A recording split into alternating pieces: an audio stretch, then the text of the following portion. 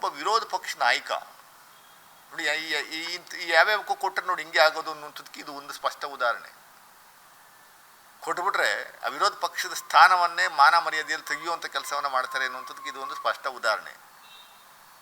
ವಿರೋಧ ಪಕ್ಷ ನಾಯಕ ಅಂದರೆ ಡಿಫ್ಯಾಕ್ಟೋ ರೂಲಿಂಗ್ ಪಾರ್ಟಿ ಅದು. ಇಬ್ಬರು ಹಂಗೆ ಅವ್ರೆ, ಆರ್ ಅಶೋಕ್ನು ಹಂಗೆ ಅವರೇ, ಇವರು ಹಂಗೆ ಅವರೇ.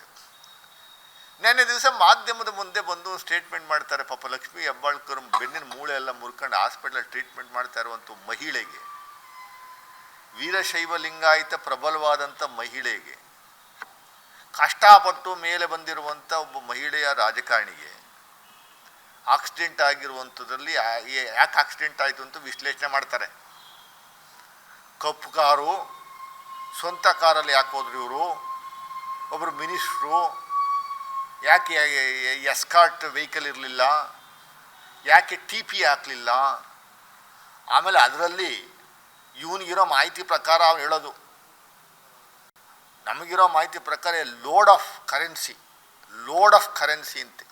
ಲೋಡು ಏನು ಲೋಡ್ ಅಂದರೆ ಲಾರಿ ಲೋಡ್ ಆಫ್ ಕರೆನ್ಸಿ ಇತ್ತಂತೆ.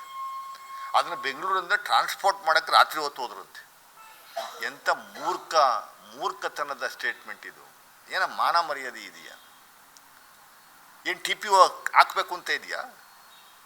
ಸರ್ಕಾರ ಕೊಟ್ಟ ಕಾರಲ್ಲೇ ಹೋಗ್ಬೇಕು ಅಂತ ಇದೆಯಾ? ವೈಯಕ್ತಿಕವಾದ ಜೀವನ ಇಲ್ವಾ?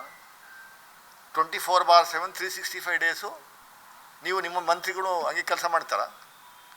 24/7 ಸರ್ಕಾರಿ ಅಧಿಕಾರಿನ ನೀನು?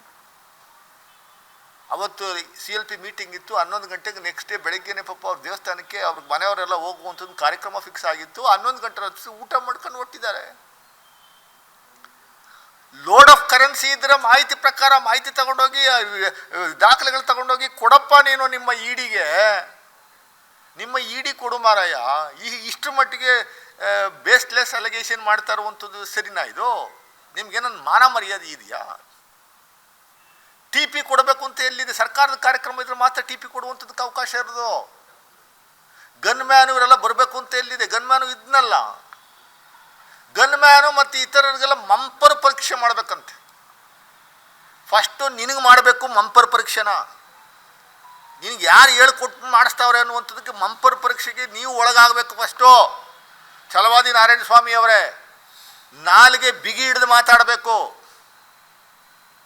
ಒಬ್ಬ ಮಹಿಳೆ ವಿರುದ್ಧ ಮಾತಾಡುವಂಥ ರೀತಿ ಸಂದರ್ಭದಲ್ಲಿ ಆಕ್ಸಿಡೆಂಟ್ ಆಗಿ ಬೆನ್ಮೂಳೆ ಮುರ್ಕೊಂಡು ಹಾಸ್ಪಿಟಲ್ ಇರುವಂಥ ಸಂದರ್ಭದಲ್ಲಿ ಆ ಮಹಿಳೆಗೆ ವಿರೋಧಿ ಆದ್ರೂ ಸಾಂತ್ವನ ಹೇಳಕ್ಕೆ ಬರುವಂಥ ಸಂದರ್ಭದಲ್ಲಿ ಇದ್ದಂಥ ನಿಮ್ಮ ಮನಸ್ಥಿತಿ ಹೆಂಗಿದೆ, BJP ಮನಸ್ಥಿತಿ ಹೆಂಗಿದೆ ಅನ್ನುವಂಥದ್ದು ಇದು ಎದ್ದು ತೋರಿಸ್ತದೆ.